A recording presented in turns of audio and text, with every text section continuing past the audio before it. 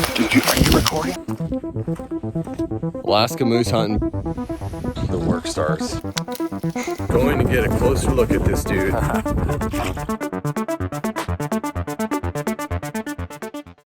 Alright guys, I want to talk about hunting moose in their various habitats and kind of how it differs. These are questions that I get asked a lot and kind of want to explain the different approaches you take that vary from the different habitats. So let's start first and foremost off with lakes. Moose are typically found around water. They're not sheep. They don't live way up in the mountains, although they do visit mountains and they do travel in mountains and they have their places. That's not where they live for the most part, and it's really important to understand that's not where they rut. Because where they rut, they have to be around water, they got to be around food, and they have to be around cover. So if you get dropped off on a lake and you're hunting a lake, a lot of people think that when I say, yeah, hunting around lakes is really, really good. The moose congregate around lakes and they use the cover. Typically lakes have a lot of trees or some brush around it that the moose can kind of have everything that they need to have a successful breeding season. People think that what I mean by that is you just sit at the lake front and just sit at your camp all day long and maybe call moose every once in a while. That's not the case. So although that can be a way to hunt moose, if you have physical limitations, I think the most effective way is to stay very quiet, camp in a likely spot where moose are going to be traveling to and or from and or through, meaning if you have a corridor or a pinch point or rivers that meet, confluences of rivers where animals are traveling through, it's a great place to camp along those areas and just be patient and call at the right times.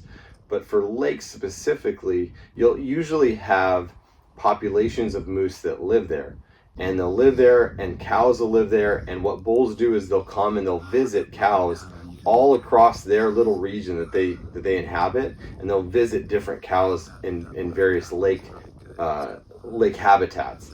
Cows usually don't get in big giant numbers like elk do. Cows typically are in numbers from 3 to 8 cows. You might see a few more in one group at a time, but usually the cow numbers are not huge. And so bulls will visit each one. If you're hunting a lake, the most important thing to do is be very, very quiet when you're around the water, because sound travels on water very, very well. You can whisper across a lake on a clear, calm day, and you can hear another person a mile away. If you don't believe me, try it. If you don't believe me, go out on a lake and you can hear people talking and making noise like on their summer vacation. You can hear them forever. So it's really important that if you are camp close to a lake, that you be very quiet. The second part of that is you want to get some elevation if at all possible. And this goes again, if you have physical limitations, if you want to stay pretty close to camp, that's no problem. I think the most successful people, the most successful moose hunters are the moose hunters that can stay patient, that don't get too anxious, that don't go walking too far from their camp and spreading scent and sound in places that are just going to prevent moose from coming in closer to you. But if you do want to approach it in the most effective way, hunting around a lake, and there is elevation accessible, the best thing to do is find a spot where you can overlook the lake or overlook the thick parts of the lake, and overlook not only to glass but to call. So you want to set up your calling sequences into the thick areas. You're going to see anything that comes out in the open. What you can't see is what you want to focus your sound on, and what you can see is what you want to focus your eyes on. So if you get some elevation and get yourself situated in a place where you can both call and see from around a lake region, and typically it's not just one lake, there's usually lakes around each other of various sizes and bodies of water, you really want to focus on the greater area, and then hopefully coax a bull close to you or close enough to your camp or another lake that you can get the meat picked up off from, so you're not carrying and packing out the meat a million miles back to a camp. So that's the first way to hunt, not the only way to hunt. The second way to hunt is hunting again off water, but on a float hunt. And a float hunt implies that you're floating and you're typically on a raft, a hand-powered raft with paddles and oars and usually a frame. It could mean on a pack raft as well. Typically pack rafts don't go too well with moose if you want to do like a true expedition style hunt, because you're going to need a couple extra pack rafts for just the meat. But it can be done, and it's super fun, and pack rafts are awesome. You can get them into places that you can never take conventional 14-foot rafts into. When you're float hunting, the biggest approach tip that I can give is plan your stops well ahead of time. Don't plan to just try to figure it out when you're floating down the river. Hopefully you'll have a scouting plan, or you've got some kind of guidance before you just run a river by yourself or with buddies. Hopefully you have at least looked at topographical maps, and you've e-scouted enough to say, hey, look guys, we should spend 3 or 4 days here. Be patient. There's good elevation to climb up on and glass. There's good places to call from. There's good cover. You're looking for moose habitat, which has all three of those: water, food, cover. It's no different than any other big game animal. So you'll want to focus on those areas. The most success comes from people, hunters, being patient and letting moose come to them by calling and setting themselves up for success in the right areas. The biggest mistakes that I see made are guys floating by the best locations because they didn't see a moose after one day, and they just keep floating, and they'll do sporadic calling all along their hunt. And what's happening in the background that they don't see is these bulls are ping-ponging, trying to figure out where these bulls are going, or where these fake moose are floating off to. And they don't ever realize that there's moose in the area that they're attracting, because they don't spend long enough in one time, in one place, to understand the moose patterns and what kind of bulls are in the area. And also the rut. Be patient, because sometimes it just takes a couple days for the rut to finally get kicked in enough, for the rut season to get these bulls fired up enough for them to get on their feet and go looking for other bulls to fight and cows to breed with. So just be patient. So the biggest approach tip for raft style hunting on a river is have a preset plan as best you can. Things can always change. You can have the big bull cross the river right in front of you, and you say, hey, our plans have changed. We're going to try to locate this bull. I think we know where he went. Or maybe you see something when you're floating. Obviously, guys, that's what a hunt's all about. You never know what can happen. That's why we do it. That's why we love it. But have a plan going into it and understand the habitat and getting yourself ready and set up for success. A lot of people think they're just going to float down the river and there's just going to be moose everywhere. And that is not the case. The main reason being is because in order for you to float during a time when you are seeing moose is literally like 5 or 6 a.m. And in order for you to get floating at 5 or 6 a.m., you will have to have gotten started at 4 a.m. So it's actually really hard to get yourself in the right area on a river, quiet, without making a bunch of noise, scaring everything away, and actually floating safely. It's an exorbitant amount of work.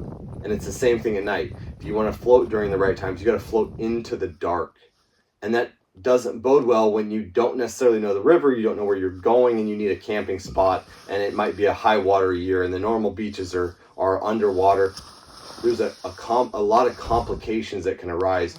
Whereas if you set up camp in the middle of the day, when you plan where you want to hunt, where the habitat is, you want to focus on for a few days, it'll get you time to get set up, get your camp ready, spend 3 or 4 days there, then bounce to your next spot, spend 3 or 4 days there, then bounce to the next spot, and hopefully you'll kill some bulls along the way if it's you or your group of buddies, and that way you guys can help each other get the moose to the river, get it hung up, and get the meat prepared for every single day as you're floating. So that's just something to be prepared for and be ready for. Float hunting is a lot of work, and it takes a lot of planning to be successful, especially if you want to kill more than one moose. The third style of hunting is more of like a spike remote camp style hunting. Say, like what we do sometimes, we'll drop guys off on a remote ridge line or a hilltop that overlooks a big area, and that is pretty much a glass-based hunt, doing a lot of glassing, a lot of hiking, but you're hiking strategically and you're glassing strategically. And typically what you want to do if you're on a ridge type hunt where you're getting dropped off on a super cub with wheels in the tundra, and you're not going to get picked up on a lake or on a river, you're not going to be floating anywhere, is you want to have an idea of what your other options are to fly and get like either moose picked up, or for you to hike to get another spot to get picked up at in the future. So what we do with guys, and this is very common, is the spot that you get dropped off on is what you have to plan on being picked up from. So you need to bring the moose to you, which you actually have a big advantage about from being up high and being on a ridgeline, is you have the advantage of calling. And you can call in moose from miles and miles away. And again, the theme in moose hunting is be patient. It'll happen. It may not happen the first few days of your hunt. Just be patient. The temptation becomes when you see a moose 5 miles away to go chasing after it and then killing it somewhere where you don't have a place to take it to that is really doable in the amount of time that you're planning to be out on your hunt. So you want to be mindful of two things when you're ridge hunting. You want to be mindful of the available pickup spots outside of the one that you got dropped off on, and what the ground is. So we know that if you're on a lake or a river, typically the ground is going to be mushy. But the big advantage you have, not only from the height and seeing and calling, but you have a ground advantage by being on a ridgeline.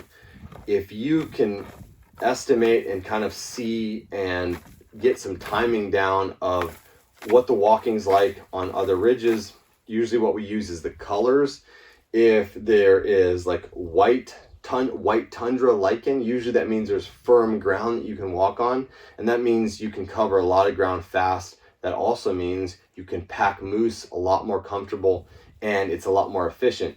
If you see real dark vegetation or grassy looking vegetation, that usually indicates swamp, some of that lowlands, the tussocks, very difficult walking, very difficult packing.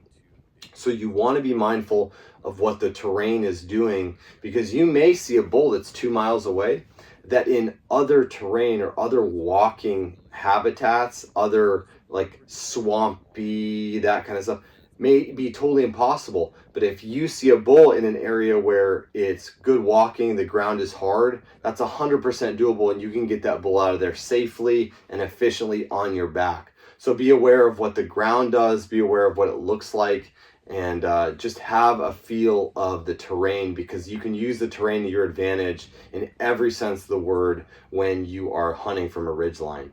It usually, guys that hunt from ridgelines usually are a little bit more fit. They want to go hike a little bit further. Scent doesn't matter quite as much, and using your eyes to do a lot of your hunting. But again, calling can be most effective when done up high, because you can spread it out over the habitat, over the environment a lot further with the right conditions. And also the walking conditions are a lot more favorable the higher up you go in the hills, especially in Alaska. So those are the 3 types of terrain, guys, and the 3 approaches for moose hunting. And I'm sure that one of those is going to apply to you this year if you're going out hunting, or in the future when you have a moose hunt planned. But just something to think about when you're going out on your hunt. And I hope that helps, guys. We'll talk moose hunting again soon.